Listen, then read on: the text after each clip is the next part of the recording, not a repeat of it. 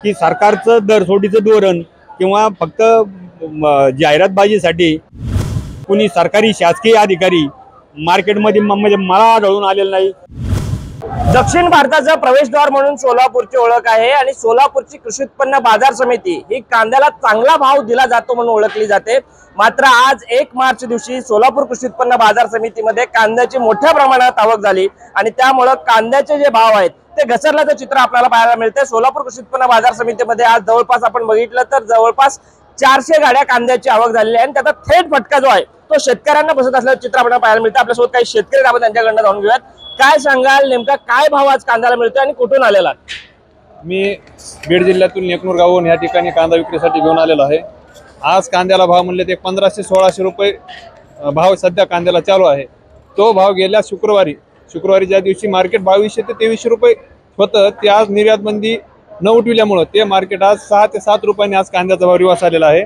जर या 31 मार्च नंतर जर केंद्र शासनाने घेतलेला निर्णय निर्यात बंदी उठली असती तर कांद्याचा भाव 30 ते 35 रुपये राहिला असता। मात्र या केंद्र शासनाच्या तुगलकी निर्णयामुळे शेतकऱ्यांचं लाखो रुपयाचं नुकसान हे आज होत आहे, ही परिस्थिती आहे। शेतकऱ्यांचं लाखो रुपयाचं नुकसान हे निर्यात बंदी न उठवल्यामुळे म्हणतात, यामध्ये तथ्य 100% तथ्य आहे।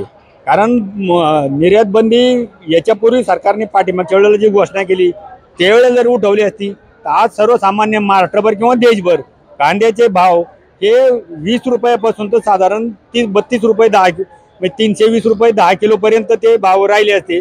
पण आज परिस्थिती अशी आहे की सरकारचं दरसोडीचं धोरण किंवा फक्त जाहिरातबाजीसाठी परदेशात कांदा निर्यात आम्ही करतो आहोत नाफेड मार्फत, आणि नाफेड सुद्धा तो शेतकऱ्यांचा किती माल खरेदी करते, महाराष्ट्रामध्ये अशा किती APMC आहेत, नाफेडची खरेदी केंद्र किती आहेत हे जर पाहिलं तर माझ्या अंदाजाने की सोलापूर जिल्ह्यात आज एकही नाफेडचा कुणी सरकारी शासकीय अधिकारी मार्केटमध्ये म्हणजे मला आढळून आलेलं नाही माल खरेदी करताना। नक्कीच आपण जर बघितलं तर निर्यात बंदीचा जो थेट फटका आहे तो शेतकऱ्यांना बसताना पाहायला मिळतोय आणि त्यामुळे सोलापूर कृषी उत्पन्न बाजार समितीमध्ये कांद्याचे जे भाव आहेत ते 1500 ते 1600 प्रति क्विंटल भाव हा कांद्याला मिळतोय। त्यामुळे शेतकरी राजा जो आहे तो मेटाकुटीला आल्याचं चित्र आपल्याला सोलापूर कृषी उत्पन्न बाजार समितीमध्ये पाहायला मिळतंय।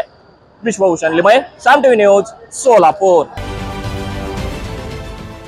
देश विदेशातील प्रत्येक घडामोडींचे लाईव्ह अपडेट मिळवण्यासाठी आता साम टीव्हीच्या सर्व सोशल मीडिया प्लॅटफॉर्मला लाईक, फॉलो आणि सबस्क्राईब करा।